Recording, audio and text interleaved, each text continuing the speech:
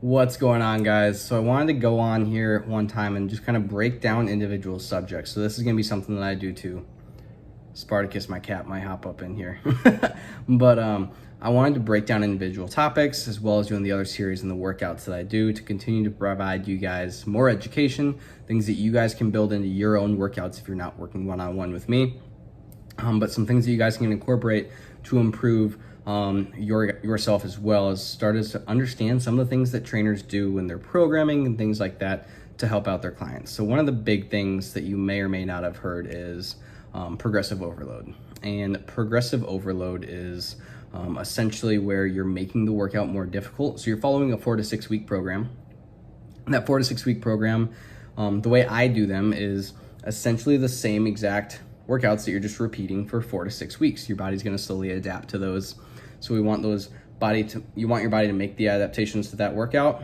And then about 4 to 6 weeks scientifically is when you're not going to experience either any more gains, or that's when they significantly slow down to the point where you want to change it up to make sure that you continue seeing that progress.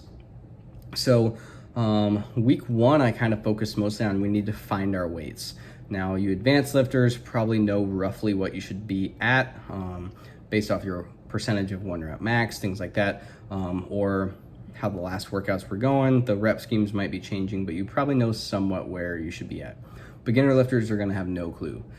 They may way overestimate it or way underestimate it. It's not very common to be spot on right off the bat. So first thing you want to do is you want to go ahead and figure out what that weight's going to be.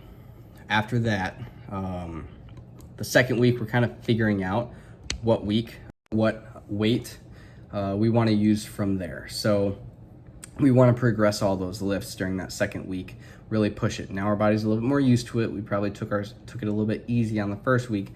Now we're really digging in, figuring out what our true weights are. And then third week, we can start to incorporate progressive overload, especially weeks 4 through 6 on a program. We for sure want to do progressive overload. Now this is all going to change dependent on where you're at in your fitness journey. There's definitely different ways to go, but progressive overload is generally in every single workout. But what does progressive overload even do? Progressive overload is basically your body's getting used to, say, doing 4 sets of 10 at 135 pounds. You have 45 pounds on either side of the barbell on a bench press.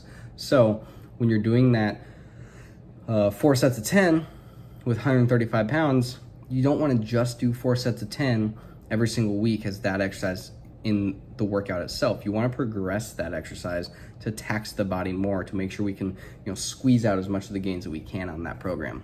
So that's what it does. It's going to squeeze out a little bit more gains. Whatever your goals are, whatever your program is, whether it's high rep and going for endurance, whether it's going for strength, or whether it's going for hypertrophy.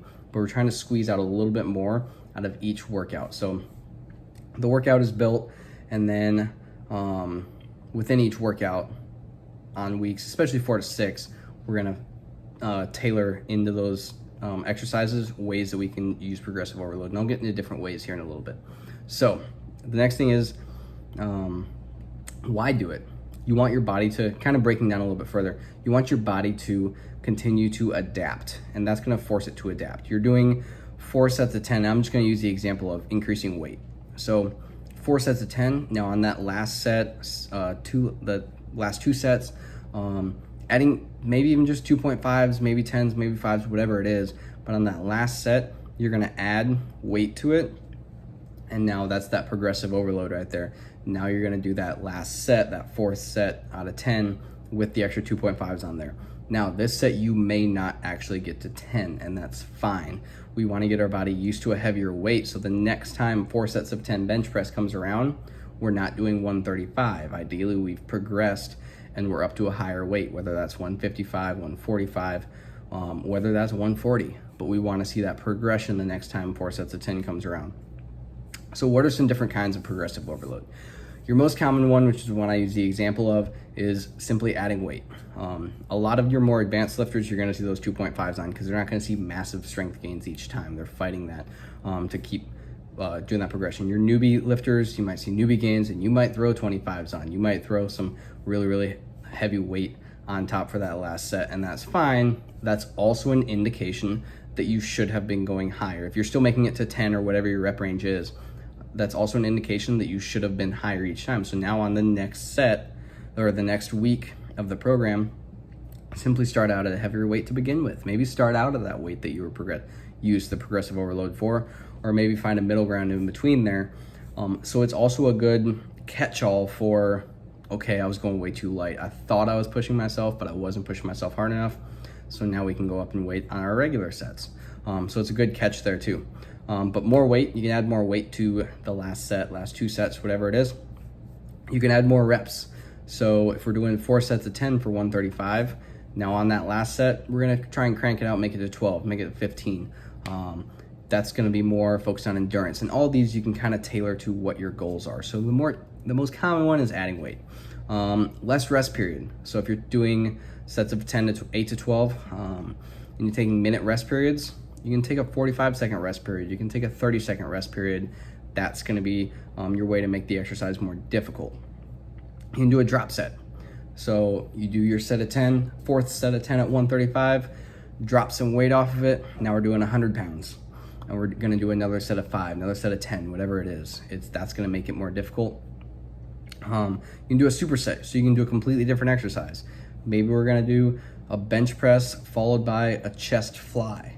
That's a way for progressive overload to occur too. We're gonna tax the muscle out a little bit differently on that different exercise, but still it's making it more difficult. And one of the last ways to do it that I like to do is we're gonna add a set. So we're gonna go to 5 sets of 10 instead of 4 sets of 10. Again, these are all ways to make sure that you keep adapting the program to you to squeeze out as much benefits from that program till you switch to your next one.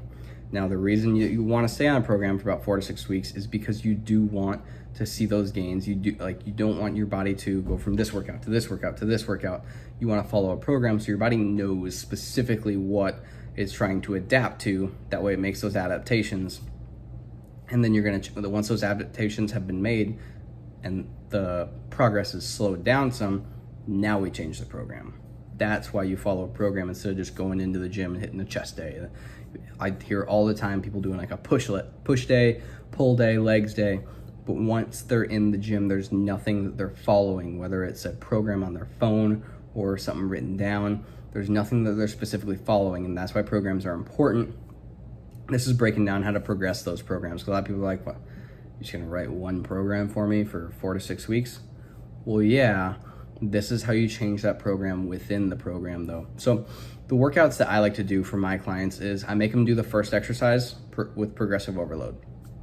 So your first exercise of each individual workout is the first one, and I make them choose at least 2 more. Whatever is most key for their benefits. So if their benefits are weight loss, it makes sense to do a compound movement, and it makes sense to go into higher reps for that progressive overload to burn some more calories. So I'll also teach them that way too. So think about that, is higher reps are gonna burn a little more calories, as long as we're still pushing ourselves though. So going higher rep on the last set, as well as deadlifts, squats, and bench press. Those would be the exercises that you'd kind of want to focus on. If you want bigger biceps, do a bicep exercise. It's a smaller muscle group, it's not going to burn as many calories, but if you want bigger biceps, chances are you're probably trying to put on muscle mass and build some size and not go for fat loss at that time. So progressive overload on the bicep curl is a phenomenal thing to do, or tricep extensions is another good thing. So tailor it to whatever your goals are, and then just think about which one makes the most sense. We can do a drop set, tax the muscle a little bit more. We focus on a little bit more endurance, so we have the endurance to bench out 135, 225, 315, whatever it is, whatever your max bench is. Maybe we can crank that max bench out for 2 reps now, so we can go up higher in the max by having more endurance to be able to do that instead of just the strength. So that's how I break it down for my clients. If I really think that they can hit a max rep for 2 reps based off the speed, but they just don't have the endurance to do it, now I know their power's fine, you focus on the endurance. And those are getting into a little bit more nitpicky stuff on other topics of what I do with my clients, and how to focus on what we need to do to progress the program. But hopefully that clears up progressive overload for you guys. If you guys have any questions, drop them down below. Also, make sure you're following me on Instagram as well. Same name, JakeBlock_fitness though on Instagram, and TikTok is the same thing as Instagram, at JakeBlock_fitness. Follow me on there. I put content out on everything. If you did get something from this channel, from this episode, if you could like it, subscribe, and share it with a friend to make sure I can help as many people as possible. I appreciate that. See you guys soon.